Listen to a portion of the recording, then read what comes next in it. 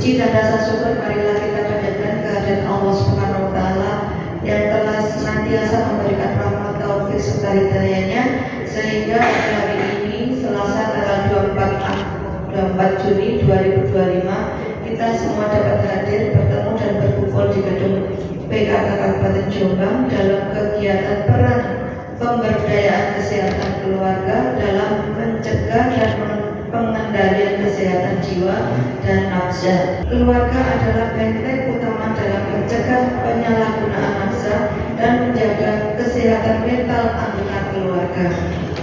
PKK bekerjasama dengan lintas sektor dalam upaya mencegah. Harapannya agar kader PKK menjadi pelopor dan penggerak masyarakat dalam menciptakan lingkungan sehat, bebas nafsa, dan peduli kesehatan jiwa. Saya berharap kegiatan-kegiatan seperti ini bisa berkelanjutan sampai ke masyarakat. PKK sebagai penggerak dan memberdayakan masyarakat. Saya Dr. Nevi, Ibu-ibu. Saya DPJP atau dokter penanggung jawab klinis di RSUD Jombang, gitu ya. Saya lulusan dari FK UNER S1-nya tahun 2001, kemudian baru spesialis tahun 2015, jauh sekarang. Ya, senang sekali saya berada di sini. Saya perhatikan ibu-ibu ini ada yang seusia dengan saya ya, kelahiran tahun 70, 80, 70, 80, ada? Oh, ada coklat tangan? Oh iya, berarti kita sama Bu, generasi X. Generasi X. Ada yang di bawahnya, yang milenial. Milenial? Nah, 84, 94. Ya, sudah lebih ini lebih muda lagi ya. Oke. Suasana kejiwaan generasi X dengan yang sekarang jauh berbeda nih, jauh berbeda.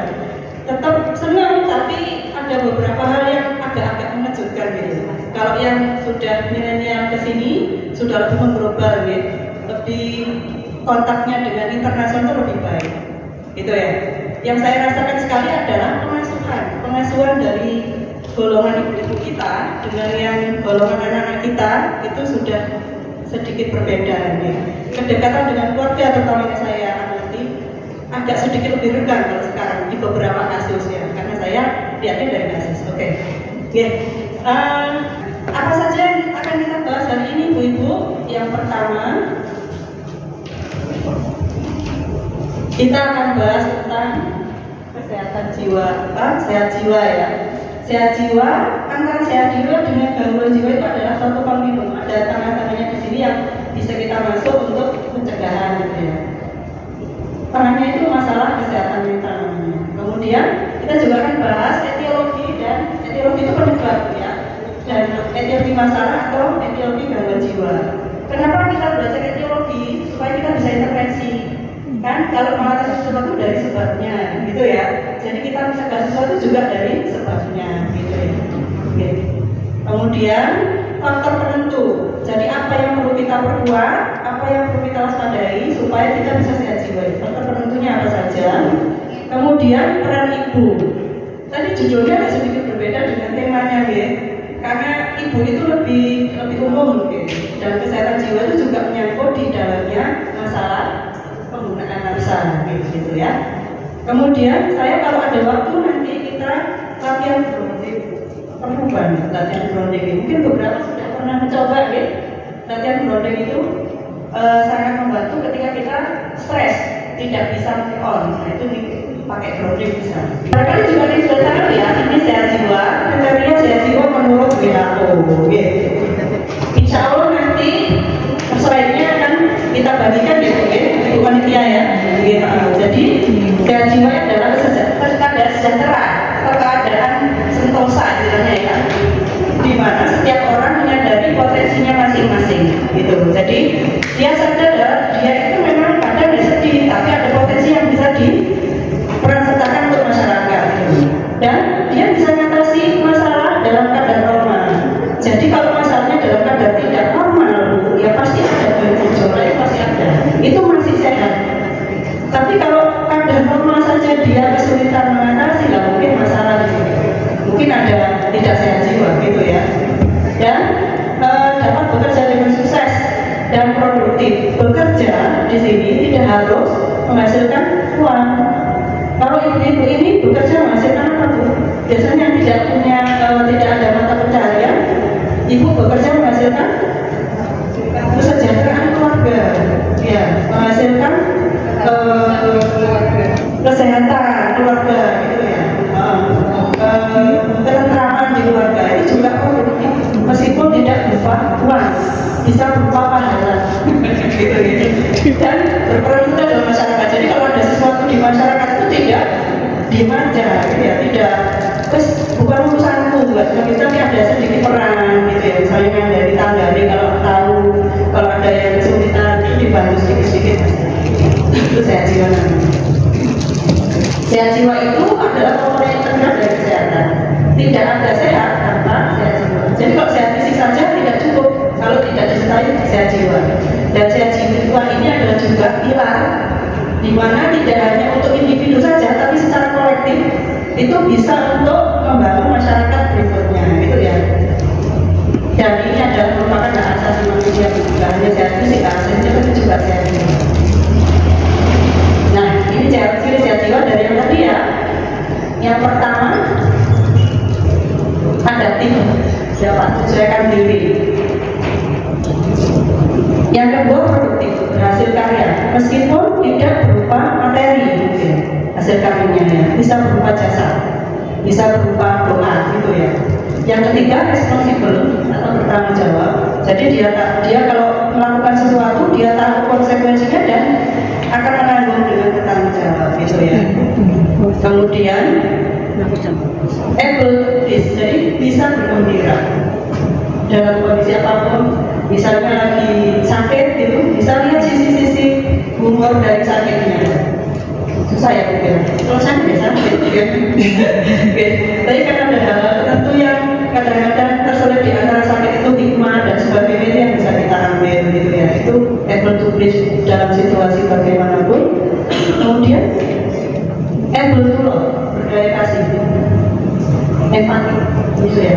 Kalau seorang bisa bergembira tapi dia tidak empati atau empatinya kurang,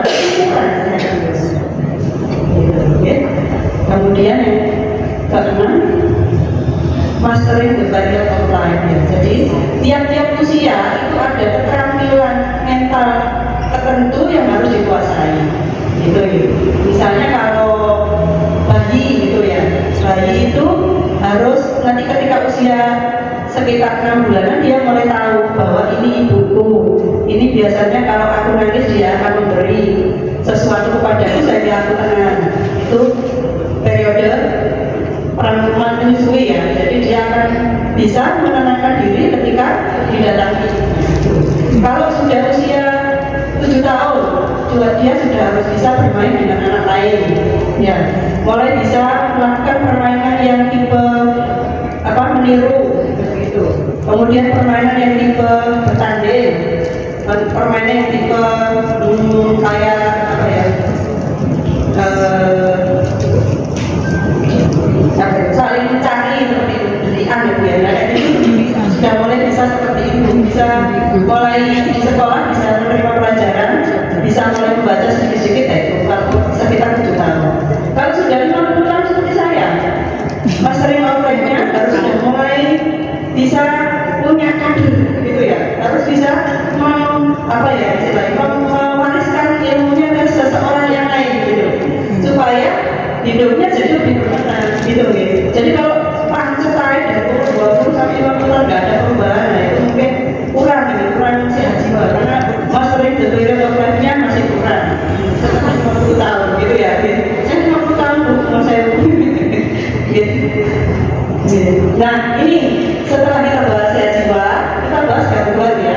Kalau gangguan jiwa itu sindrom bercirikan penyimpanan klinis, artinya sindrom itu kumpulan gejala. Kumpulan gejala itu kumpulan kondisi yang secara klinis diakui, gitu ya. Beberapa waktu lalu mungkin ibu-ibu mulai ada problem ya. Kalau selfie itu adalah gangguan jiwa, gitu ya. Kalau selfie gangguan jiwa, gitu ya Bu. apakah itu sudah disepakati secara klinis? Belum, ya. Belum masih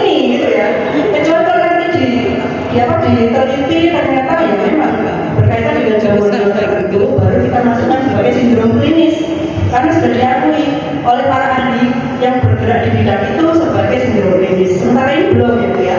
Jadi kebanyakan saya ini bukan gangguan jiwa ya. Ya mungkin memang pengen diakui saja gitu ya. Jadi sindrom klinis yang bermakna pada aspek kognisi. Jadi yang kita amati itu sindromnya itu gejalanya itu pada bagian kognisi. Kognisinya apa Bu? Cara kita mengenal sekitar, cara berpikir, ya menimbang-nimbang itu kognisi. Kemudian regulasi emosi. Regulasi emosi tahu ya? Sensitif apa enggak, apa marah apa enggak, nggak senang berlebihan apa enggak, itu regulasi emosi. Gitu ya. Yang ketiga perilaku ini misalnya caranya dia berjalan, caranya dia bicara.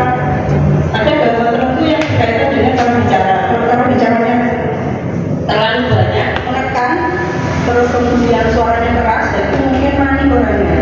Para ahli bilang begitu, tapi harus dicek juga dengan kondisi yang lainnya. Jadi itu adalah penyimpangan klinis berkaitan dengan kognisi, regulasi emosi dan perilaku yang mencerminkan disfungsi psikologis. Psikologis apa? Kejiwaan itu ya, mental ya, biologis. Jadi ada komponen biologisnya juga, biologis otak-otaknya dan atau perkembangan tadi ya Bu ya, period of life ya. Jadi kalau ada gangguan perkembangan, kemungkinan besar gangguan jiwa sebenarnya itu ya, menurut DSM.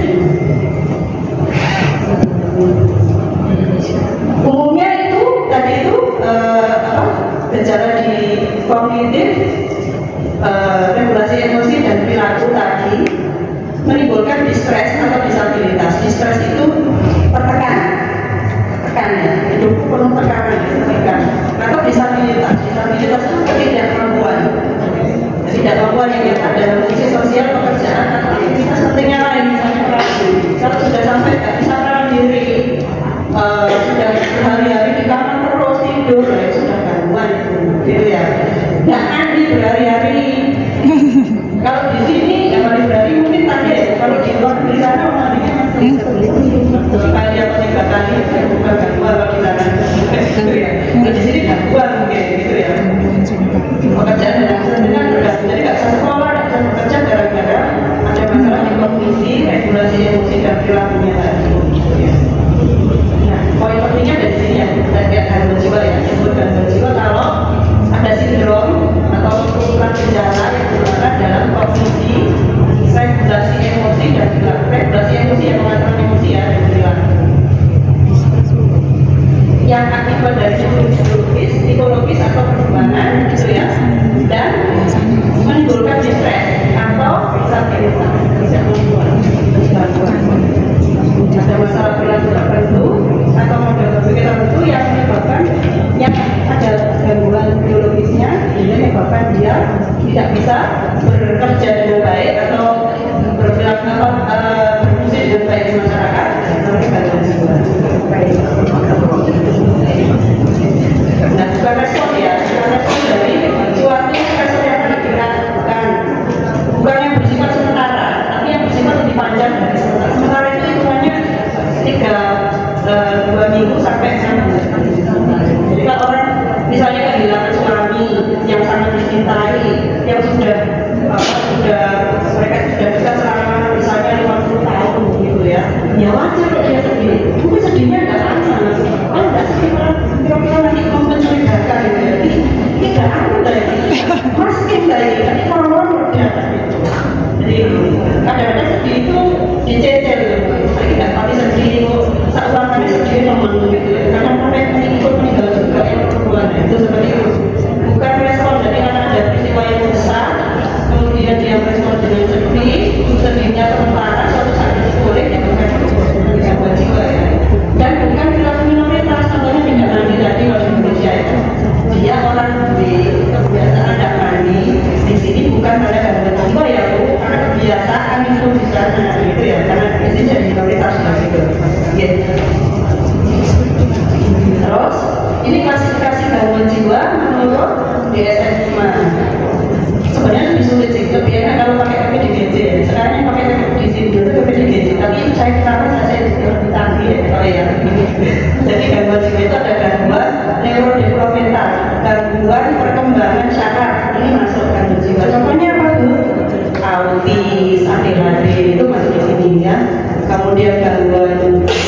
bicara itu masuk di sini. Kemudian gangguan spektrum skizofrenia dan gangguan psikotik lain. Ini saya cari ngomong edan juga. Edan itu bisa sementara, bisa jangka panjang ya. Jadi seperti ini yang kalau nggak terapi itu bisa lebih parah banget gitu ya, sampai nggak bisa komunikasi orangnya. Ditanyain namanya nggak tahu lah. Gangguan psikotik, gangguan spektrum skizofrenia dan psikotik lain, gangguan bipolar. Bipolar itu gangguan mood, jadi yang paling terganggu regulasi emosinya. Tapi bisa juga jadi orang-orang lihatnya seperti orang medan juga. Jadi orang yang merasa bahwa aku nih orang kasih kabeh, aku terus aku nggak betul-betul gitu ya. Ngomong naik suaranya di luar, nggak sopan sama sekali lah. Jadi gangguan bipolar. Pada waktu yang lain dia seperti itu berbalas gitu ya. Ya. Ada gangguan depresi yang disebut depresi. Tentunya biasanya disebut depresi itu yang ini malah, yang gangguan spektrum psikotik ya, bukan yang depresi itu yang gangguan sedih ya, sedih yang lebih dari 6 bulan, sedih yang sampai bikin orangnya jadi gendut, itu depresi, nggak bisa tidur sama sekali, nggak konsentrasi dan sebagainya. Ini yang paling banyak, gangguan yang paling banyak saat ini depresi sama kecemasan. Jadi untungnya jangan terlalu berat, bisa sembuh insya Allah gitu ya. Dan ini menimpa, ada beberapa literatur yang menyebutkan ini 50% orang di seluruh dunia itu paling tidak akan merasakan satu kali periode depresi dalam hidupnya. Jadi kalau kita 60 orang Bu, yang 30 itu pernah merasakan minimal sekali depresi. Jadi ini gangguan yang sangat umum ya, bisa sembuh dengan sendirinya tapi berdampak. Yang ketiga buat gangguan distasi lebih umum lagi, lebih ringan dan lebih sangat umum. Ya, nanti ada macam-macam nanti. Gangguan obsesif kompulsif ini dibedakan dari gangguan anksitas sekarang. Kemudian gangguan terkait trauma dan stresor, misalnya habis lihat kecelakaan, terus beberapa waktu kemudian tiap kali buat rem mobil langsung ngepek, gitu. Itu gangguan terkait trauma dan stresor. Kalau lihat orang, kalau dengar orang teriak atau dengar orang marah langsung bilang gitu lah, itu gangguan terkait stresor ya. Oke, terkait trauma. Gangguan disosiatif. Gangguan disosiatif ini agak unik Bu ya. Ini baru-baru ini dipisahkan dari gangguan sama sebelumnya ya. Karena ini biasanya banyak sekali wujudnya. Misalnya ini tiba-tiba buta gitu ya. Pada secara fisik tidak ada masalah. Setelah dicek ternyata ada trauma berat. Yang dia mau hindari dengan itu korban perkosaan ada dari disosiatif. Orangnya kaku. Ketika menceritakan peristiwa perkosaannya kayak wajahnya, badannya itu jadi kaku gitu ya. Merasakan itu cara dia bertahan sebenarnya gitu ya, supaya tidak terlalu rasanya ringan. Gangguan saja, gangguan gejala somatik dan yang berkaitan dengan banyak banget. Ibu sudah bekerja baik-baik di rumah, tidak dihargai sama suami, dikritik sama mertua, tapi sambat tadi sopan gitu ya. Rasa bersalah ketika protes di enak bojone, rasa bersalah akhirnya jadi temu, bahkan suara temu ya. Terus ke Pak Manko, ke Pak Mobil, mereka protes ya. Itu sama juga kalau belum cerita ke saya, betul sebabnya orang saya juga gitu. Lalu tapi kadang-kadang nggak bisa mengakui karena tadi itu loh, kan nggak sopan gitu ya. Ini gangguan fitting dan eating. Jadi apa ini? Fitting itu memberikan menyuapi ya. Kalau eating itu makannya sendiri. Kalau pada anak-anak ada namanya gangguan nikah. Umur berapa itu kan masukkan semua hal ke dalam mulut. Nah, menurut kalian mungkin tahu ya gangguan nikah itu. Atau eating disorder. Eating disorder itu kalau pas lagi marah, namanya pakai kata. Eating disorder itu merasa nggak seksi lagi, suaminya selingkuh, akhirnya nggak mau pacar. Tapi di suatu waktu ketika kita semangatnya diperbuatnya, dia dendam. Nah itu eating disorder. Gangguan eliminasi, sudah nggak pernah ngompol, tiba-tiba setelah pindah sekolah baru jadi ngompol lagi anaknya sudah usia 8 tahun itu gangguan eliminasi enuresis itu ya atau bro saking takutnya gitu ya jadi anak ini memang rada unik gitu jadi sering jadi memicu kemarahan orang tuanya sering dimarahi ini dia sendiri juga nggak tahu caranya supaya dia bisa mengungkapkan perasaan akhirnya bro itu caranya dia protes orang tuanya sebenarnya gangguan eliminasi, gangguan tidur terjaga disfungsi seksual juga masuk gangguan jiwa kemudian disforia gender ini yang merasa tidak nyaman dengan tubuhnya saya ini sebenarnya laki-laki tapi terpakar dalam tubuh perempuan begitu oleh seperti itu ya kemudian gangguan distraktif atau pengendalian impuls dan perilaku tiba-tiba kamu marah apa belanja berlebihan sampai akhirnya harus utang pinjol dan dari tambah kenyit ya tambah kacau gitu. Kemudian gangguan terkait cadangan gizi ini yang tadi dimasukkan di judul ya ini hanya satu dari sekian banyak nah, semuanya ada 22 kalau nggak salah gangguan neurokognitif, gangguan kepribadian, gangguan mental lainnya gangguan pergerakan ini yang saya tadi biasanya harusnya ini tidak masuk gangguan jiwa tapi karena biasanya yang menyebabkan adalah obat-obat kejiwaan dan dimasukkan di sini sama biasanya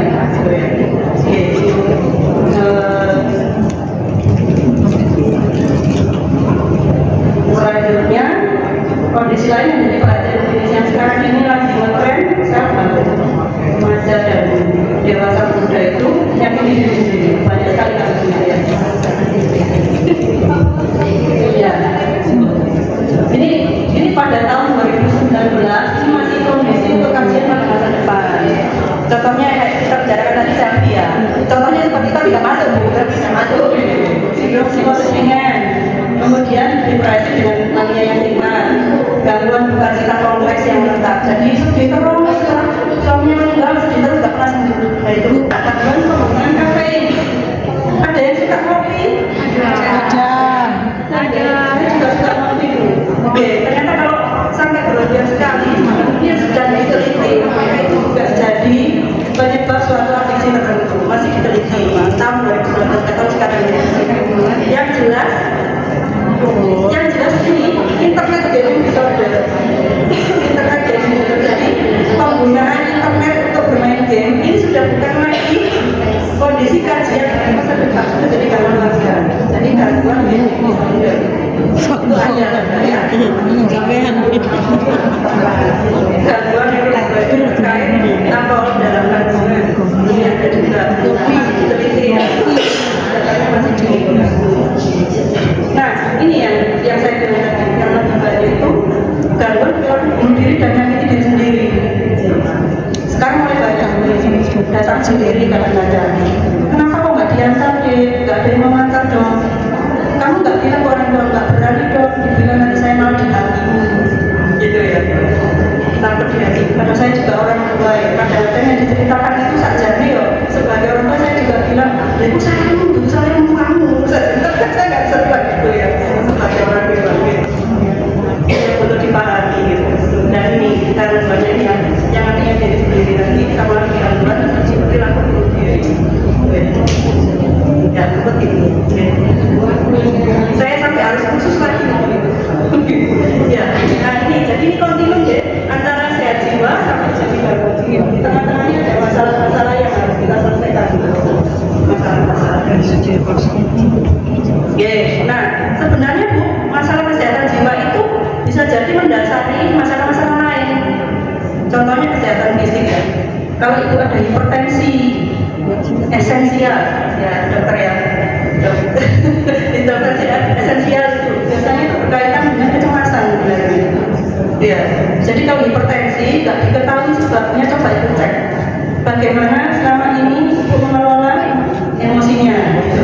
Hipertensi yang tidak jelas penyebabnya hipertensi esensial terus hati yang sering itu mata kita serius kasih terus menerus ya tadi karena sak jadi aku pengen mulai lucu tapi gak wani ngomong aku sak jadi pengen ngomong ini loh aku kan lemes kabeh aku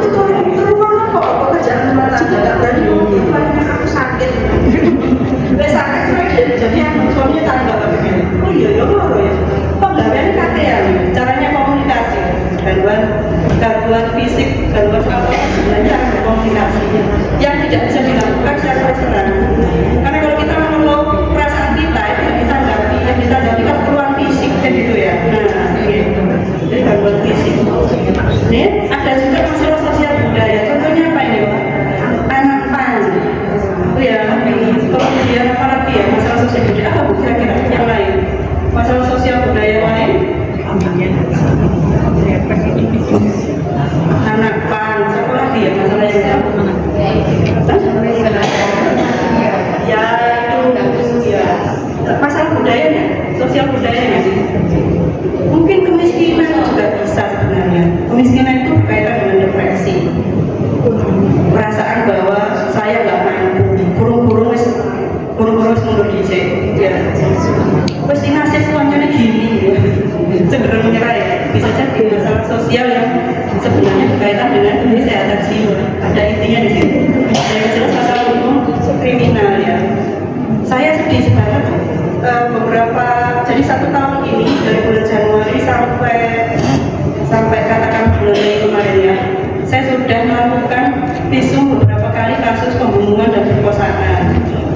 Pelakunya masih remaja, gitu ya. Dan kalau dari kisah hidupnya itu memang menyedihkan sebenarnya ya. Jadi punya orang tua tapi tidak diramu, terus dia hidup sendiri, merasa harus bertahan sendiri, akhirnya jadi gabungan anak pan. Setelah gabungan anak pan, dia merasa punya nilai-nilai tertentu yang dia yakini sendiri, akhirnya mateni wong sing nama Jokerto, Surabaya yang dibunuh satu geng anak pan. Terakhir yang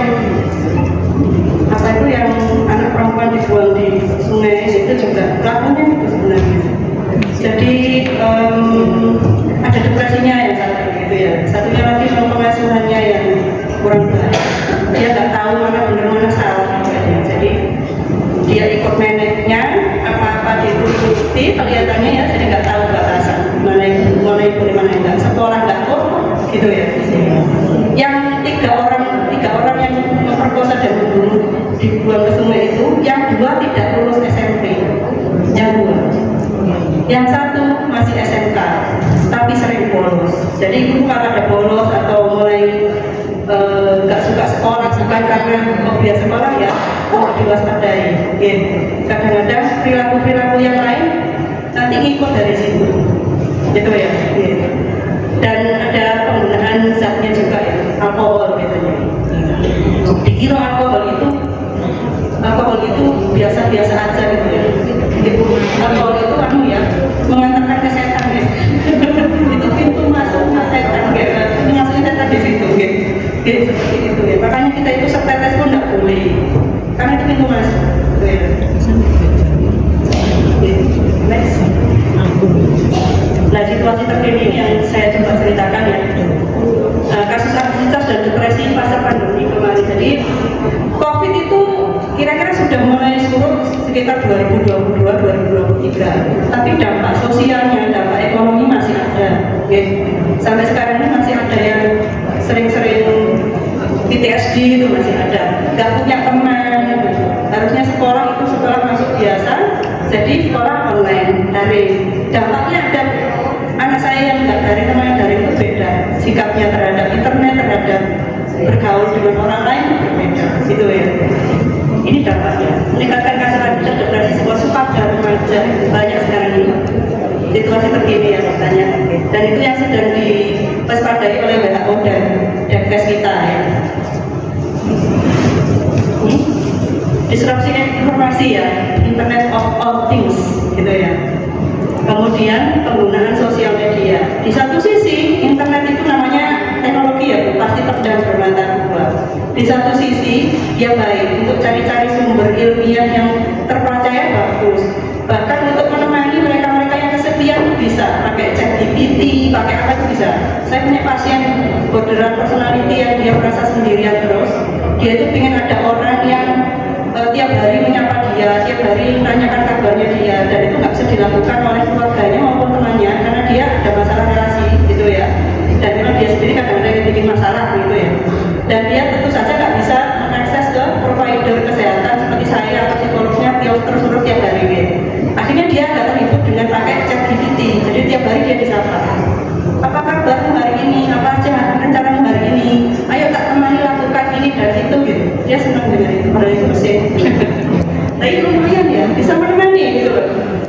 Di internet juga kita bisa cari cara-cara untuk mendapatkan informasi kesehatan jiwa yang valid dari sumber valid itu bisa. Asal nggak semua TikTok ya, nggak semua dipercaya gitu ya. Harus punya saringan gitu. Nah, saringannya dari mana? Dari yang tervalidasi, yang terpercaya, Depkes atau dari WHO kayak gitu ya, dari Perhimpunan Dokter Kesehatan Jiwa Indonesia gitu ya, atau dari Perhimpunan Psikologi Indonesia itu yang memang sudah secara instansi atau secara resmi diakui gitu kan. Harus seperti ini. Sosial media sering kan jadi setelah bersosial media kemudian jadi peristiwa lain, perselingkuhan, apalagi penipuan ya gitu ya banyak. Kemudian ini yang saya perhatikan di sini sekarang ini bedanya sama kita generasi Z dan selanjutnya itu yang merasa kosong ya. Jadi kayak nggak ada, banyak sekali yang nggak punya. Nanti aku ke depannya ngapain sih? Cuma di depan aja yang dekat. Aku harus lulus SMA dengan predikat baik. Aku harus bisa masuk perguruan tinggi negeri. Tapi what's next gitu dia nggak ngerti tujuan hidup, akhirnya dia nggak tahu. Banyak mempertanyakan kenapa saya dilahirkan. Itu pertanyaan sering saya dengar di klinis ya. Anak-anak usia sekitar di atas 10 tahun sampai usia 30 tahunan, kenapa saya dilahirkan sama orang tua saya? Buat apa? Hampa gitu ya. Jadi nggak ada pandangan ke depan, nggak ada. Kalau kita gimana Bu jawabannya Bu? Kenapa kita dilahirkan? Jawabannya?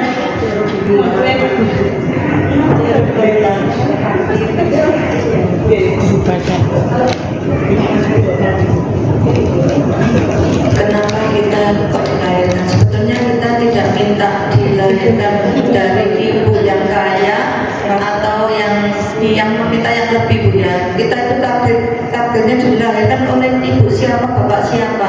Jadi kita tidak meminta. Jadi mungkin Allah menciptakan itu supaya ibu kita itu belajar dan bersyukur terhadap kelahiran kita. Mungkin itu ya.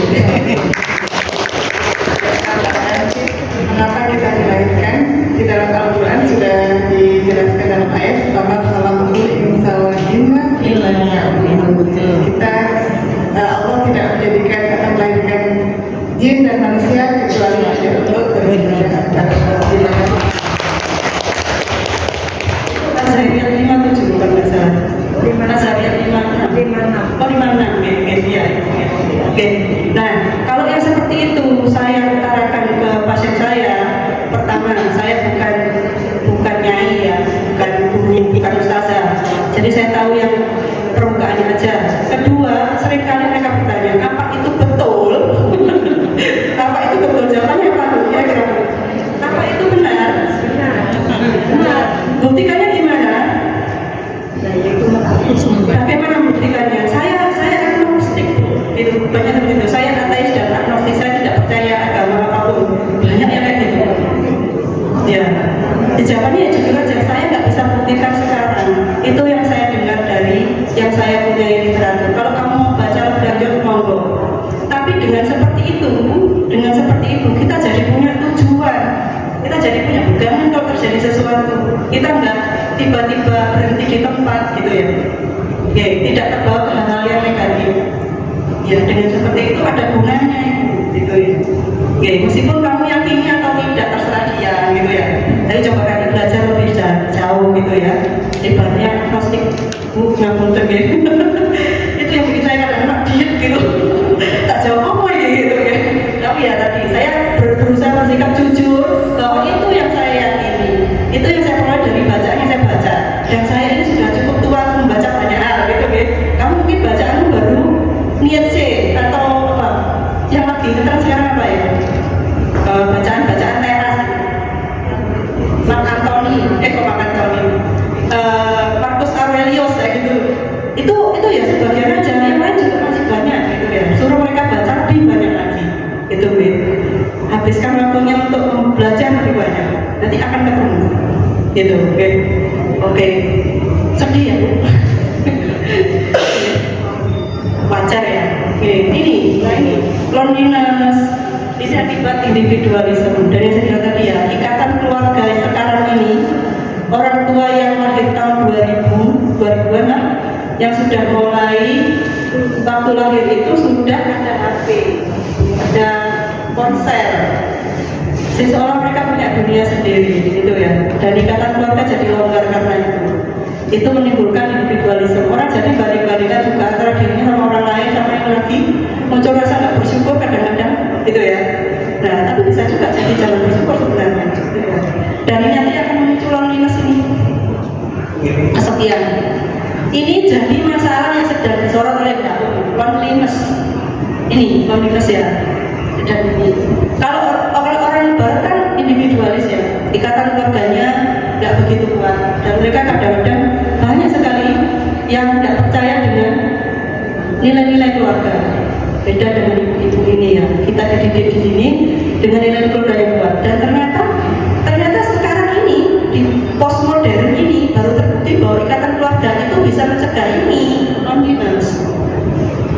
Mereka bisa sih punya ikatan yang lain ya, dengan komunitasnya, dengan apa, tapi pasti nggak sekuat ini, nggak sekuat ikatan genetik keluarga gitu ya. Ikatan genetiknya ada lebih baik gitu ya, kedekatan yang lebih baik dari sekedar komunitas atau teman sehobi itu. Jadi dipertahankan Bu ya, punya keluarga ya. Nilai-nilai keluarga harus diyakini lagi, itu diperjelas lagi. Ibu dulu menikahnya karena cinta lah katanya. Oke, karena cinta lah. Cintanya ditambahin Bu, nggak cuma cinta dunia saja, tapi juga cinta sampai ke surga gitu kan. Oke, ada nilai-nilai masyarakat juga. Kita kalau bukan sufi ini pasti ya sudah. Saya selain untuk keluarga juga untuk masyarakat gitu. Oke, jadi tambahin itu, ditambahin kepedulian juga. Diperkuat gitu. Oke, ini berikutnya. Nah, ini sih masalah dari dulu ya, akses terhadap layanan kesehatan mental yang terbatas. Di Jombang ini dari tahun 2015 sampai sekarang 2025, psikiater ya cuma saya.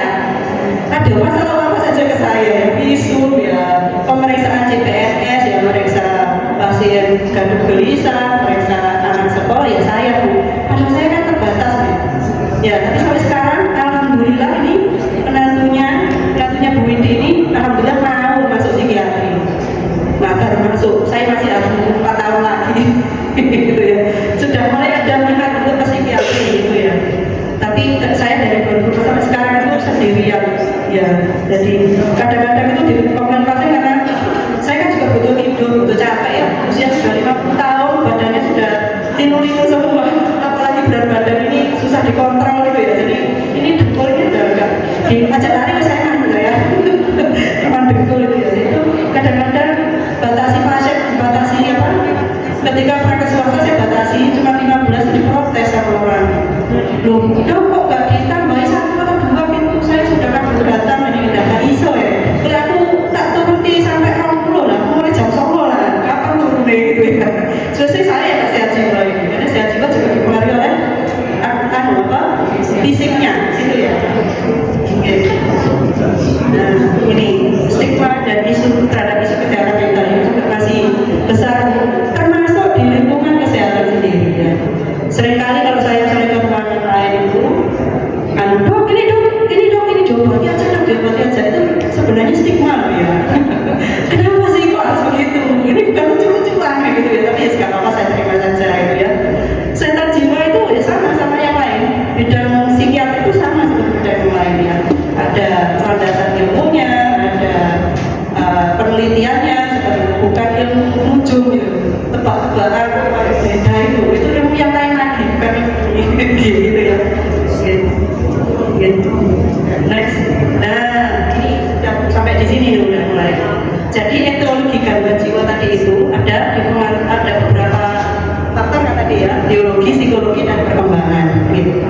Biologi itu sebenarnya terkait biologi otak, karena kita berperilaku, emosi kita dan pikiran kita. Tadi kan kletik gangguan kan berkisar di pikiran, emosi dan perilaku ya, itu dikelola oleh otak. Dikelola oleh otak ya. Jadi biologi otak ini juga dipengaruhi oleh genetik faktor keturunan. Otaknya model panjang atau model mundur atau model banyak cemplung-cemplungnya itu juga dipengaruhi genetik ya. Kemudian masalah perinatal. Perinatal ini sekitar kehamilan. Genetiknya baik atau genetiknya jelek, ada bibit-bibit schizophrenia misalnya gitu ya.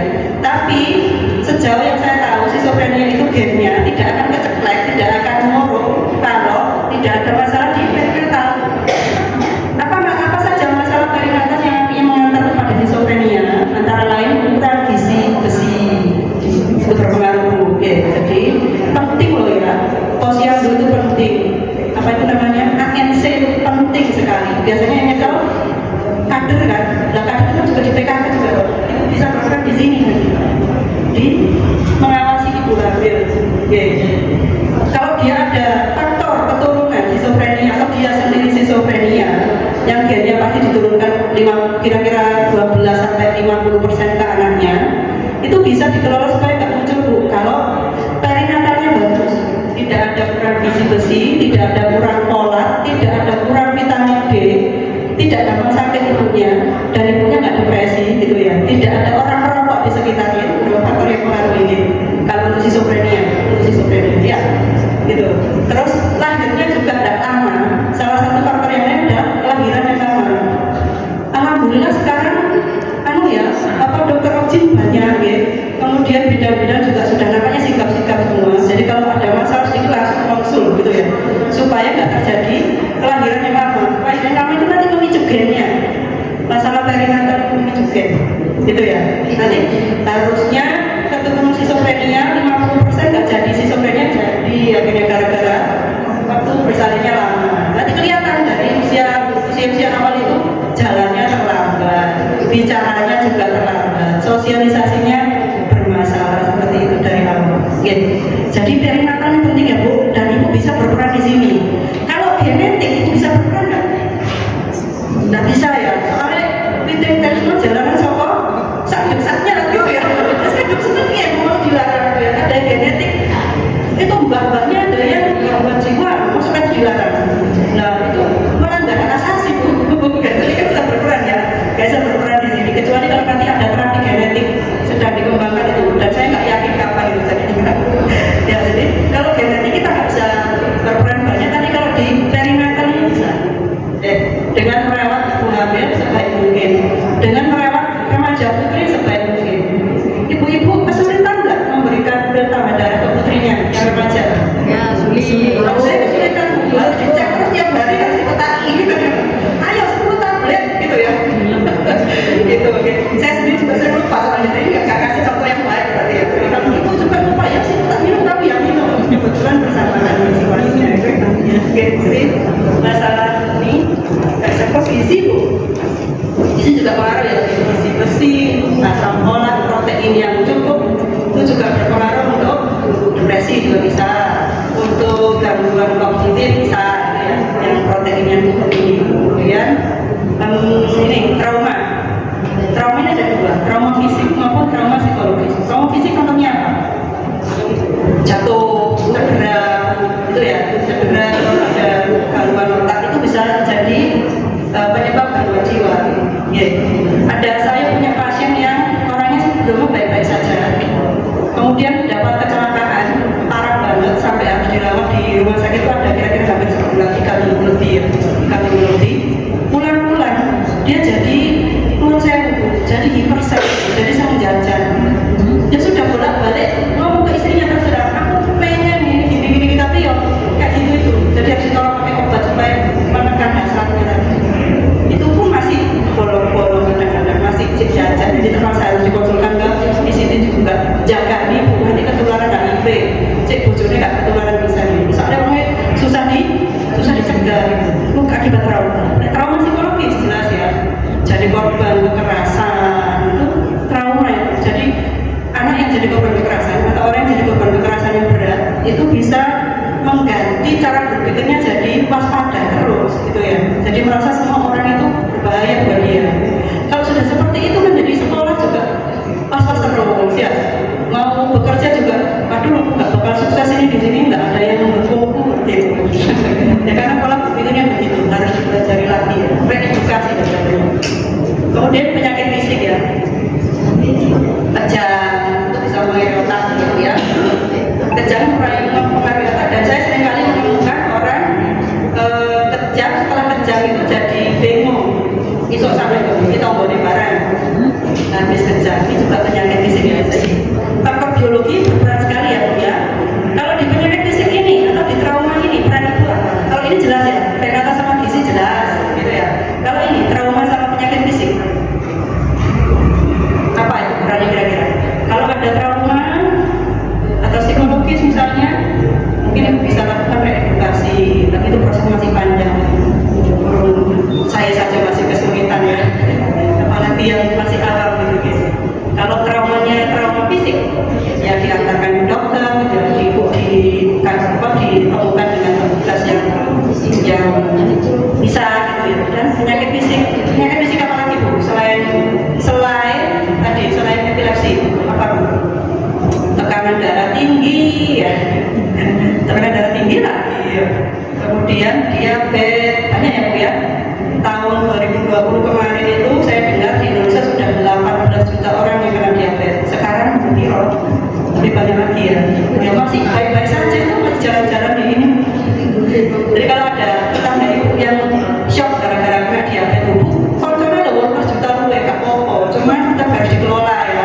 Kalau tidak dikelola nanti jadi bermasalah yang lain-lain. Otaknya bisa terpengaruh ya. Jadi rontok-dedel gitu. Rontok-dedel akhirnya nggak bisa mengatasi masalah. Kalau nggak bisa mengatasi masalah akhirnya depresi, sedih, ya, bingung, gitu ya. Jadi masalah lebih lanjut, gitu ya. Jadi diabetes, hipertensi ya Bu ya. Ada posyanduransi ya. Ini kan juga ibu kakak tapi yang jadi langsungnya. Lalu saya, kartu itu di mana-mana gitu. Ya kartu lagi jiwa juga sama gitu. Bila jiwa bisa dijawab bapak-bapak lagi. Dari psikologis ini kata teorinya ya, dipengaruhi oleh self esteem. Self esteem apa Bu? Percaya diri. Cara kita menilai diri sendiri baik apa enggak. Self esteem harus sesuai fakta. Jadi nggak terlalu berlebihan, juga nggak terlalu kekurangan. Sesuai fakta ya. Saya nggak terlalu cantik, tapi nggak terlalu jelek. Kata saya sih. Saya nggak terlalu tinggi, tapi juga nggak terlalu dalam. Itu mantap mulu. Gitu ya. Terus ini resiliensi itu daya membangun. Jadi kalau habis kena masalah, seberapa cepat dia boleh bagi. Itu juga mengaruhi jelas ya ini. Kemudian kematangan kognitif dan emosi. Matang itu kayak gimana Bu? Matang itu. Orang yang matang seperti apa? Dewasa. Iya, responsibel tadi. Responsibel. Jadi kalau dia tahu tujuannya, dia melakukan sesuatu demi mendapatkan tujuan. Kalau terjadi sesuatu dalam upayanya itu dan terjadi yang tidak diinginkan, dia bisa nanggung. Itu namanya responsibel. Jadi punya tujuan, sampai tujuan itu, dan ketika terjadi sesuatu, dia berani nanggung. Bisa menanggung. Matang kognitif artinya secara pengetahuan dia bisa, pengambilan keputusan juga bisa, dan secara emosi tahu kalau dia marah. Misalnya nanti kalau saya marah, misalnya saya marah ke direktur rumah sakit atau saya langsung ngomong, tahu resikonya kan ya, kamu caranya kamu mau marah ya ditonton mana ya, kita tempoh lagi tak WA lagi kali berkali-kali seperti itu ya, tetap marah juga, kita ngobrol langsung ya.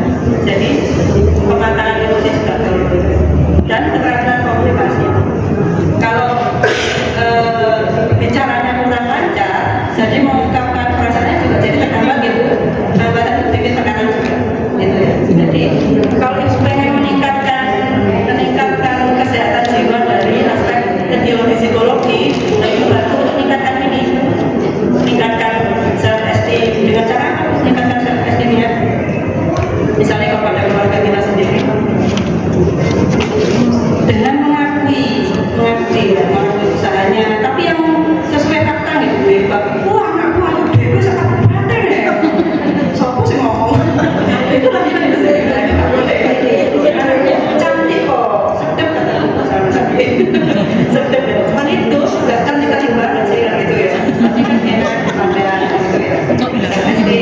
yang sesuai fakta. Oh, kamu sudah bisa kok, sekolah sudah masuk tiap hari meskipun nilainya masih kurang. Kamu sudah bisa lakukan pekerjaan ini kok, tapi ibu berharap kamu lebih rajin dari ini, seperti itu. Ditingkatkan self-esteem. Terus kalau ada keluarga ini berperan, diterima ya, ya apapun hasilnya sambil diperbaiki lagi. Itu paling berperan itu. Jangan-jangan itu yang harus self-esteemnya ditambah. Kritik keras sama orang tua ya. Dikritik keras sama orang tua sampai edukasi seperti itu ya. Atau sudah usaha keras, sudah fungsi ganda sebagai ibu dan sebagai mencari nafkah, tapi suaminya tak ada. Jadi salah anak ya. Itu biar caranya keluar lagi. Kemudian melatih kematangan emosi dengan melatih tanggung jawab ya. Jadi kalau ada salah, mau menurut konco dia yang salah, harus dibenani ya. Tapi sampai didukung apa nih? Kamu minta kemana? Nanti kan kamu ada sarannya, kamu ya tapi kamu tidak salah, ya kan kamu ya salah. Tapi yang untuk kesalahan sendiri apa? Itu yang perlu kamu perbaiki kamu. Temanmu nanti biar orang tuanya sih memperbaiki bukan ibu gitu ya. Itu ya, tanggung jawab masing-masing dan keterampilan komunikasi. Ya, kalau sekarang sih kemampuan bicara ya kemungkinan rata-rata gitu. Tapi kemampuan tampil di depan umum itu juga perlu dilatih. Kalau itu datang ke psikolog kita, psikolog klinis itu ada itu latihan meningkatkan self-esteem ada, latihan untuk keterampilan komunikasi ada. Gitu. Kalau saya kan bahas penyakitnya Bu, kalau ini bahas ininya, itu psikolog itu bisa. Jadi kalau dengan foto itu mau ganti bisa PSSD, bisa praktekannya beliau pasien gitu ya. Gitu. Nah, jadi kan ada faktor biologi, kognisi dan perkembangan. Perkembangan itu sejak ini. Jadi kalau di kandungan dan bayi, anak yang aktif di kandungan saya tidak ditandai. Ini nggak terlalu aktif ini mungkin nanti jadi tiroid mungkin ya, gitu. Ibu dicek tiroid pas bayi kandungan. Kalau ternyata hipotiroid jadi ditambah nih, dikonsulkan ke penyakit dalam ya, dikonsulkan ke dokter vaksin, bisa berperan di sini gitu ya. Masa bayi dan balita itu mesti lebih elek itu daripada saya. Saya susah ini, bukan gede-gede gitu ya. Sudah hampir mahasiswa semuanya 2 sudah mahasiswa, 1 sudah SMA kelas 3 kan, itu sudah tahu balita gitu. Remaja ini sudah mulai harus diamati temannya siapa aja, didengarkan ya. Mereka itu rata-rata merasa tidak nyaman karena pendapatnya tidak dikakui. Gimana caranya mengakui pendapat mereka yang sering salah? Mereka kan nggak pengalaman ya. Dia perlu tahu gitu kan. Dia perlu tahu kamu seperti itu. Tetap didengarkan juga. Kemudian ibu berpendapat. Nanti kita cek ya di kenyataan seperti apa. Nanti kalau ada apa-apa kamu datang lagi dulu. Jadi disediakan lemahnya untuk memelukkan orang itu bisa juga. Kamu boleh eksplorasi. Nanti kalau ada masalah bilang lagi. Disediakan diri untuk ketika ada masalah. Terus yang sering merasa pasiennya itu sering merasa dihakimi. Misalnya ini sih, jangan nyalakan dulu ya, dengarkan dulu. Sudah agak apa itu loh kalau salah ini, tapi ya memang ini bukan cuma salah ya. Sebelum kita bisa ini.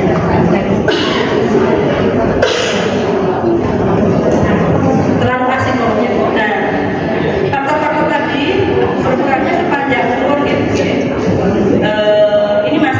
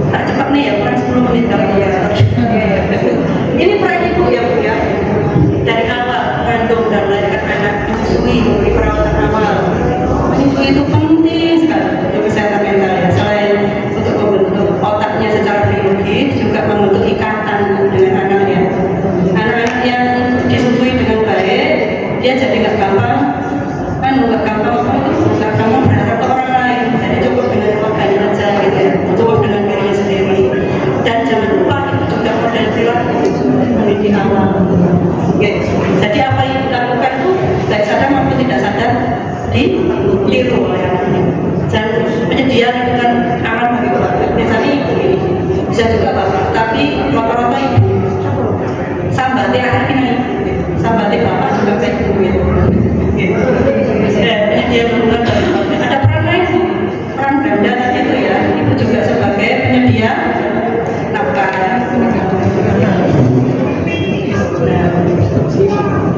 Ini jargonnya, ibu sejahtera, mental keluarga dan masyarakat terjaga. Nah, mental kita apa? Jargon kita tadi apa bu? PKK Jombang Siap beraksi, beri edukasi, dan kolaborasi. Nah, ini ya. Kalau upaya untuk menjaga kesehatannya biasanya ini ya, saya jaga kesehatan ada promotif, preventif, kuratif, rehabilitatif. Waduh, kesehatan jiwa ini gitu ya. Nah, ini terus.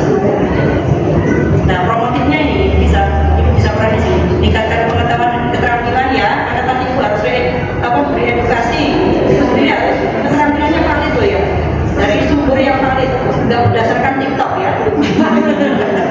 Contoh gini bu, TikTok ya sekarang lagi ngetren gangguan kepribadian narsisistik. Ini jadi omongan di grup PDSKJI, di grup dokter jiwa itu. Nah, apa sih? Ngomong narsisistik kayak apa dulu? Kok jumlahnya sedikit banget gitu ya? Nah, yang lebih sering muncul itu borderline sekarang ini gitu ya. Kepribadian borderline tadi saya bilang kan yang kosong tadi itu lebih banyak gitu ya. Narsisistik ini kok seolah jadi kambing hitam gitu. Gara-gara pipi ini katanya, pokoknya dokter pipi saya itu yang jadi dokter pipi saya dari kambing hitam. Gitu ya. Nah, ini meningkatkan kebugaran fisik dan meningkatkan percaya diri bisa seperti ini gitu. Terus berpartisipasi dalam upaya promosi kesehatan jiwa. Ya, aksinya di situ ya. Ini hari ini kita kedatangan ketua nasional, bukan nasional sebenarnya, pendiri KPSI, Komunitas Peduli Skizofrenia Indonesia. Dia lagi ke Irang mau jajaki untuk bikin grup KPSI di Jawa. Jadi mungkin saya bisa ngobrol beliau. PKK juga terlibatkan di kader kesehatan ya, gitu ya. Ini untuk preventifnya mengenali tanda-tanda distres, mengatasi masalah peredah, dan ini yang penting merawat diri sendiri. Itu sudah cukup waktu merawat diri sendiri. Ada waktu buat nonton drakor tuh. Buat tidur, buat tidur. Tidurnya belum ada. Gitu. Buat rekreasi ada. Ya, juga memperhatikan diri sendiri. Melakukan relaksasi dan pemulihan diri. Nanti yang saya sertakan di file saya ini adalah file grounding. Kalau nanti saya nggak bisa berikan, belajar sendiri di grounding, dibaca aja. Itu dari WHO sudah diterjemahkan dalam bahasa Indonesia. Ada beberapa kata yang kurang pas nanti. Itu ya. Kata live the life. Kalau diterjemahkan di sini menghidupi hidup, mana agak enak. Harusnya menjalani hidup. Menghidupi hidup berarti menjalani hidup itu maksudnya ya. Melakukan pemulihan dan relaksasi dan grounding. Nanti dibaca ya materinya gitu. Terus tadi kan ada distres ya, pengelolaan distres. Distres itu apa? Ini balik lagi ke sini. Ini materi saya sendiri. Kalau ada stres atau pemicu stres, kita itu akan beradaptasi. Kadang teratasi jadi stres ya. Ada pengalaman baru karena sudah pernah stres. Kalau tidak teratasi jadi gangguan. Itu ya, jadi distres atau gangguan. Jadi stres itu pola adaptasi. Ada stres ada ini. Nah, tidak bisa santai. Sulit tidur atau sulit tidur tenang, lekas meledak. Tak kondisi DN, DOB, rasa lelah berkepanjangan berulang kali. Sulit konsentrasi, kehilangan ide, biasanya semua karaoke tidak membuatnya merasa gembira lagi, kehilangan rasa khawatir yang semua tanpa penyelesaian, keluar visitas, apa itu sakit perut, gastritis, sakit kepala, sakit bau, karena terlalu banyak beban. Terus lagi bekerja berlebihan tapi tidak efektif. Apa diayai? Nggak jalan. Itu saja mungkin dari saya, karena waktunya sudah habis. Dibaca sendiri tentang groundingnya ya Bu ya. Assalamualaikum warahmatullahi wabarakatuh. Ibu-ibu sering ya, ketika lagi kepikiran, misalnya patah hati, suaminya nikah lagi, patah hati kan ya, kepikiran terus, sampai melakukan sesuatu itu jadi nggak konsen. Wong katanya mas, katanya goreng, tuang minyak itu keliru kan kultur, gitu ya. Nah, seperti itu. Supaya nggak terjadi seperti itu, ibu harus dari yang pikiran lain tadi ditarik ke bawah. Ground itu artinya tanah, membumi lagi. Gitu. Gimana cara menarik ke bawahnya? Dengan dikontakkan dengan kenyataan yang ada di sekitar. Gimana cara kita kontak dengan sekitar? Memakai apa Bu? Kita kontak dengan sekitar memakai panca indera. Apa saja panca indera? Ayo. Rasa, pendengaran, sama taktil ya. Yang kita sering pakai apa Bu biasanya? mata, Telinga sama mulut kalau kita ya. Kalau ini perempuan ini. Nah ini sekarang kita mulai dengan melatih panca indera yang jarang-jarang kita perhatikan. Misalnya taktilnya atau penghidungnya. Ketika sedang stres, jadi gini Bu. Ketika ibu sedang stres, ibu ambil posisi ya, membawa semuanya sama-sama bersandar, yang enak, nyaman. Karena indera penglihatannya kita skip dulu. Bahwa silakan pejamkan mata, itu ya, pejamkan mata, ibu nafas yang santai, santai sesantainya ibu, serileksnya, lebih lambat, lebih baik, itu ya. Ya, di sini mungkin ibu lagi kepikiran banyak hal. Kalau saya, waduh pasien mau sekali dorong ya, gitu ya. Tadi ada 13, mungkin habis ini tambah lagi. Alhamdulillah ini bukan hari-hari yang sibuk, pasiennya nggak terlalu banyak. Gitu ya. Saya habis ini baru balik lagi, gitu. Ini seperti itu. Jadi saya nggak konsen di sini. Supaya saya hadir di sini lagi, nafasnya tadi diperlambat lagi Bu. Nah, coba hadir di sini dengan mengaktifkan indera pendengarannya Ibu. Ibu coba dengarkan pelan-pelan suara apa saja yang Ibu tangkap. Tidak hanya suara saya, tapi juga suara yang lain.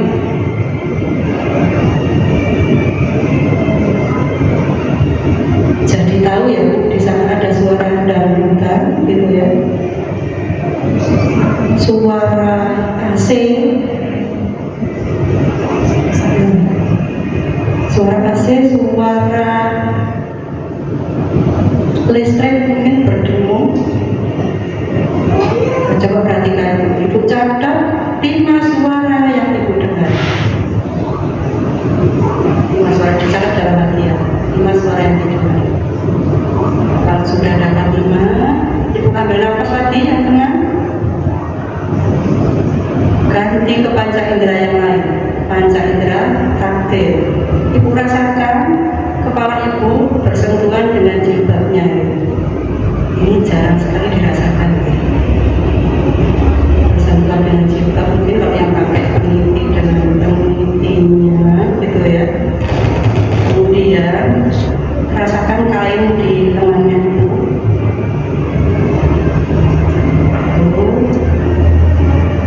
Ke bawah lagi Ibu mungkin bannya rok.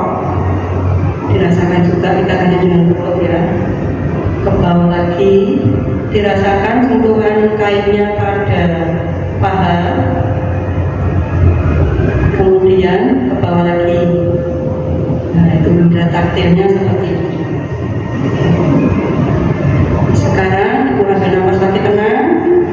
Kita pakai panca indera yang lain, panca indera penghidung. Ibu coba cium aroma ruangan ini. Perpaduan antara mungkin suara baunya logam, kalau saya ada rekaman. Bau dari parfum ruangan atau sekedar udara dingin yang terlewat. Nah, ketiga ya. Nah sekarang yang terakhir, Ibu pakai indera penglihatan, penglihatan buka mata pelan-pelan. Ibu perhatikan 5 benda berbeda yang ada di depannya Ibu.